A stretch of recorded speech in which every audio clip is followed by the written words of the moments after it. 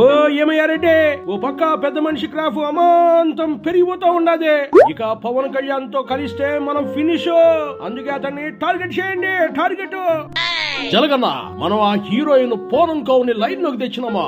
మన స్క్రిప్ట్ చదివితే చాలా రాజకీయంగా మన ప్రత్యర్థుల్ని ఓ ఆట ఆడుకోవచ్చా?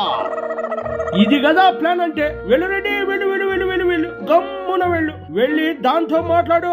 ఎంతైనా ఇస్తామని చెప్పు, ఎంతైనా. మన కడప స్టైల్లో ఏంది, మన కడప స్టైల్లో సెటిల్ చేయ మ్యాటర్. పో.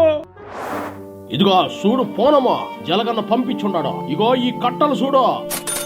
ఇవి సాలకపోతే పదవులు ఇస్తామో. పవన్ పర్సనల్ లైఫ్ మీద దెబ్బ కొట్టాలా, జనం సేదరించుకోవాలా. డబ్బు కోసం ఒకరి వ్యక్తిత్వాన్ని హరణం చేస్తానా? నేను అమ్ముడిపోయేదాన్ని కాదు. వెళ్ళిపోండి ఇక్కడి నుంచి. మీకు నమస్కారం. మర్యాదగా వింటే డబ్బులో, లేదంటే నీ న్యూడ్ వీడియోలో, మార్పింగ్ ఫోటోలో సోషల్ మీడియాలో వదులుతాం. నీ కెరియర్ నాశనం చేస్తామో, జాగ్రత్త మే.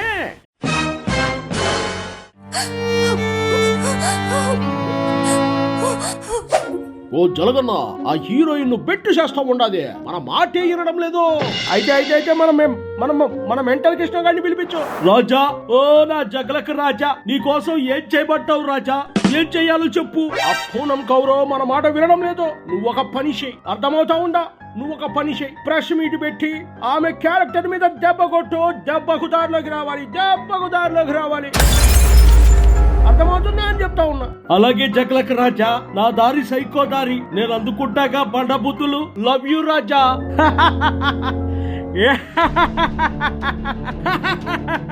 అది లెక్క. జగన్ గుర్తు పెట్టుకో, అర్ధ పాతాళానికి తొక్కకపోతే నా పేరు పవన్ కళ్యాణే కాదు.